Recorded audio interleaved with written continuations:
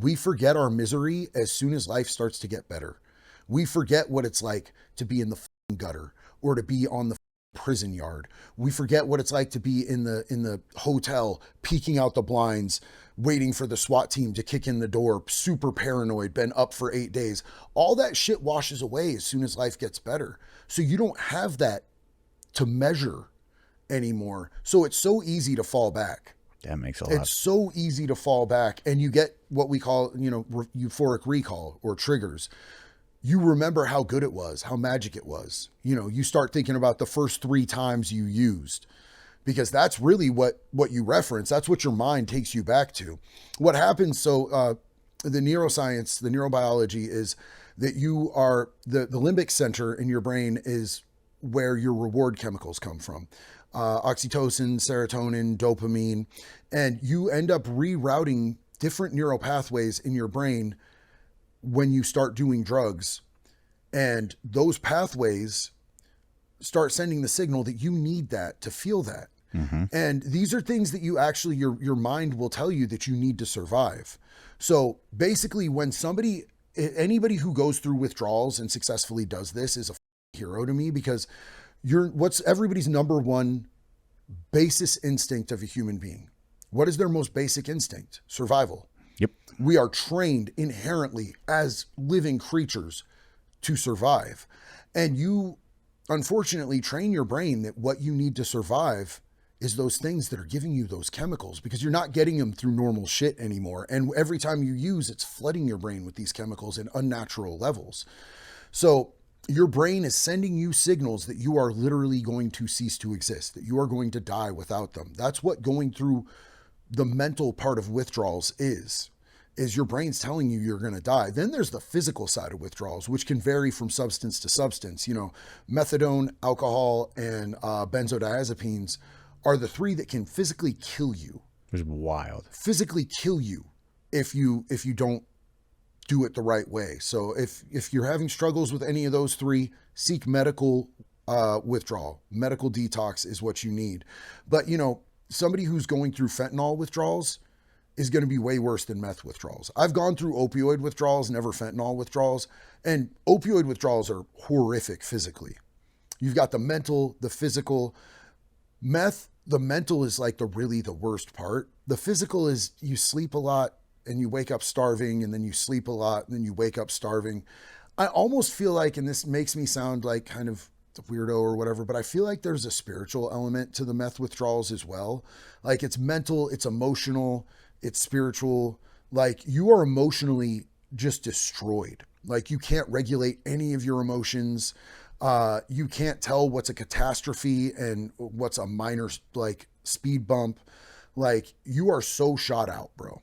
Yeah. Like it is so chaotic and so crazy. Like, so anybody who's made it successfully through withdrawals, props to you. You're a hero, because you're literally fighting your most base instinct. Your instincts are to survive and to reproduce, those are the 2 main things. That's wild, especially with, as you're saying, it's like the dopamine receptors.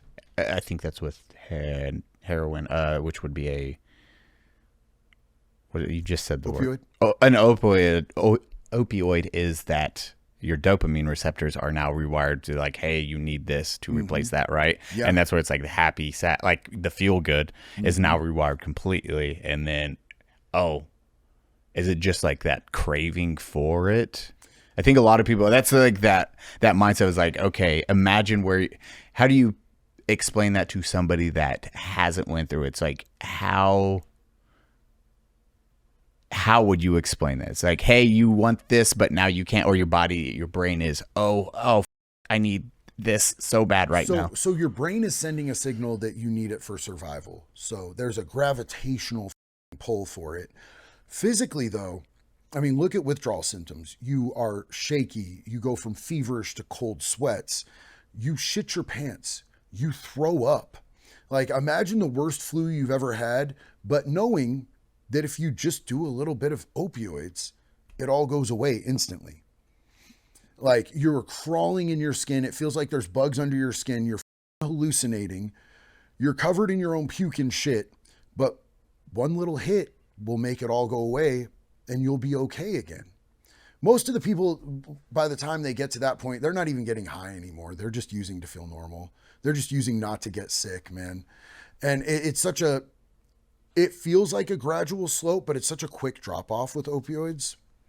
It's crazy. For me, the first time I did crystal meth, I was like, this is my whole personality and I'm going to give my life to this shit. Like it was immediate. Opioids have never really got me. Like I've gotten to the point where I was physically and mentally addicted to opioids a little bit because I was on prescriptions. It was all given to me by a doctor. Oh, yeah. But when it was time to stop, like when my doctor said, yeah, we're not doing this anymore. I didn't argue with him. Keep going. If you want, I'm just readjusting this. This is my bad. Is it sliding? Yeah. Oh no. Oh, you're good. Oh, I don't like you this close to me, no. Eli. So, you know, like as soon as he said it was time to stop. It's really quick. It's wild. Is Gary literally relapsed because he smashed his finger, got 50 Vicodin, and then he said in his head, oh, I won't use, the pain was really bad. So like, here's 50 Vicodin and, oh, well, I'll throw these away. This is after he's went to prison and been clean for, I forget how long at that point. It's like, I didn't throw them out. I took them all. And then that one thing led into another and addiction again. Yeah. And as soon as the doctor told me that he was cutting me off, I was like, okay, cool. And I can come off opioids like that. But like, so right now I'm in a weird transition period right now because I'm actually trying ADHD medication again because my ADHD, I realize is setting me back and I've been just raw dogging it and bouncing off walls and being super manic and shit. But it's like, it's literally affecting every aspect of my life. And I don't like that. But oh, I know what's going to come because it is all methamphetamines for the... I am on Strattera.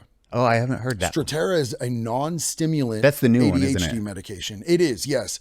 And so like I refuse, I've had doctors trying to give me medication for my ADHD the whole time I've been in recovery. I've had 2 doctors, my current doctor and one other doctor that was like, yeah, no, don't worry about it. Because I tell anytime I go to a new doctor, I'm like, if you give me narcotics, especially stimulants, you will kill me.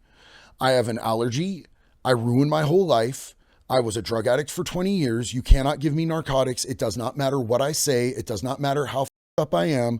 You cannot give me narcotics. You cannot give me stimulants. Do you understand? And they'll be like, well, but you know, if you're unmanageable with your ADHD, you sure you don't want to try Vyvanse? It's like Adderall, but stronger. Sir and or ma'am, what the but now I'm trying Strattera. And it has this adjustment period that I was not expecting. I'm like, yeah, it's cool. I've put grams of meth up my ass before. I can handle an adjustment. It's been brutal, dude. Like, I feel weird in my skin. You know, like I don't feel me and normal and shit during this adjustment period, but I'm starting to get through it. I'm starting to get a little bit of my manic back, which is cool. I want my energy and my high energy. I just want to be able to focus a little bit. It's hard. So I have Ritalin is what I'm prescribed. And then finding that dosage, because I am very, like Vicodin, I threw those away when the VA prescribed me Vicodin for back. And then I get wired. I have that it wakes me up. It wires me if I take Vicodin. So then the VA naturally was like, oh, shit, you can't sleep. I'm like, yeah, dude, I am wired on Vicodin. Okay, we'll just give you Ambien to offset that when you need to sleep. That was the VA's answer was Vicodin, Ambien. Threw those away. I was like, those are too highly addictive stuff. No, I'm good. Because my mom, she was addicted to like a whole bunch of shit. That's why I'm like, nope, no drugs for Eli. Off. So finally 6 months ago, maybe 6 months to a year ago, I got prescribed Ritalin. I've always known I've needed it because anytime I would take, what's the other? There's Ritalin and Adderall. People would be like, you get so hyped on Adderall, right? I'm like, no, I just felt like at peace actually for once. It's normal, quiet. Focus. Yeah. But here's my thing. I absolutely would be, if I could mitigate my addictive situation with stimulants, it would be ideal because like even smoking large amounts of crystal meth, everyone around me would be tweaking out and I would be calm and focused, but I focus on the wrong shit, dog. I focus on felonies to get money. I focus on, okay, we're going to, you know, I'm going to get all that money. Then I'm going to get them guns. Then we're going to get them bitches. Then bitches talk too much. We're going to get rid of them. Then by the time we're done with that, they're going to have more money. We're going to go get that money. business. You're an yeah. entrepreneur in the wrong way. Wrong direction. Yeah. Homie. I'm a walking crime spree. So I can tell you what, like, you know, you were saying getting your dosage with Ritalin is difficult. I could tell you my dosage. I would take my prescribed dose for 2 days, and then I'd take the whole bottle, and then I'd tell the doctor, oh, it's not working, I need Adderall because it's stronger, or Vyvanse.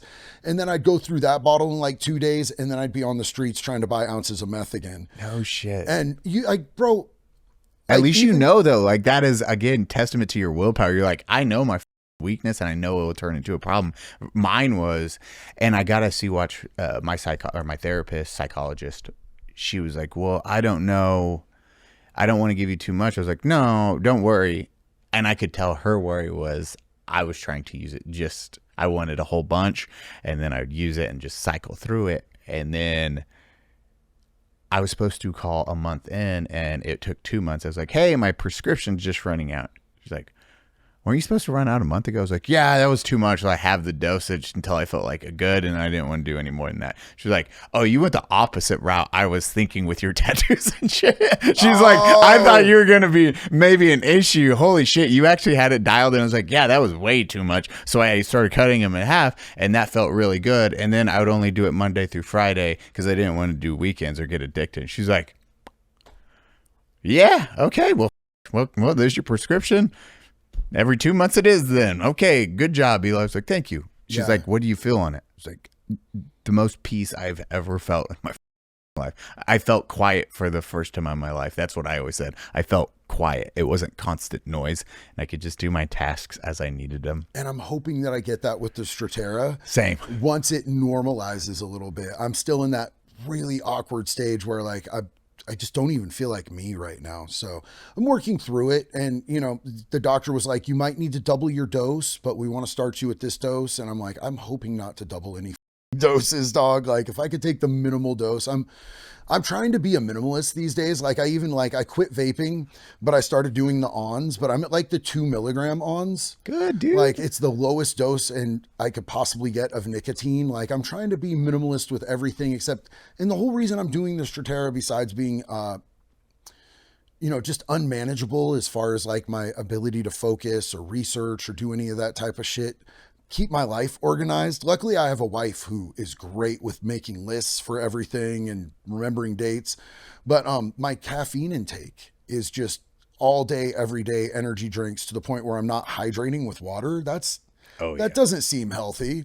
Yeah. But if you're going to drink energy drinks, I would just like to take a second to recommend my personal favorite, Echelon energy drinks. And right now, are these still available, Eli? They sold out in a day. Oh, yeah, that's right. I was on top of it and I got 2 cases. But Echelon has some great other flavors besides the unsubscribed flavor.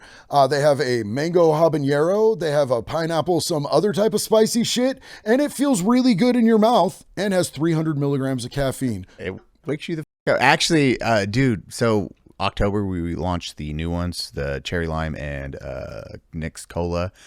But we added a hydration element into them, so you actually hydrate at the same time. I like that. Oh yeah, like we that. wanted super healthy. That was the Can biggest you guys thing. Slide some off to the side of the cherry lime for me. So I got Well, dude, we got these. We're actually doing like big rollout, and Okay. then we're setting aside for all of you. So we already built the list. You guys will be receiving pallets of the shit. Did you hear that? So I'm on a list, and it's not Epstein's. Yay! God. Yeah, we were taking care of all y'all. We're like, oh yeah, this is gonna be delicious. Yes, Dude. It has been a pleasure. Holy shit. And if we can end it on, I don't know if it's a down note, a positive note. What was one of your favorite things to do with your kiddo, Allan? man. So like, here's the thing: is that like, I have 3 boys, right? Mm-hmm. And my son Graves and I have a lot of stuff in common. That we like to do, video games, movies, that type of stuff. But Allan was so much more like me in that he was fearless and social. Like, Graves is antisocial. He likes to rot max. He'll watch Asmongold and play video games for like days. But you know, Allan was just really incredibly social and liked to go on missions. One of my favorite memories is, so like I told you, we were dirt poor. And I had a friend who was getting rid of a couch that was decent. And my wife had a minivan. So I was like, hey, Allan, you want to help me get this couch? He's like, hell yeah, let's go get it, right? So we drive over there and we stuff it into the minivan, but it's like sticking halfway out the back and there's no seats available. And I'm like, let's sit on the couch hanging halfway out of this minivan and we'll sit up towards the front so it doesn't fall out the back. And he's like, that sounds like we could die. And I'm like, possibly. And he's like, yeah, let's get it, right?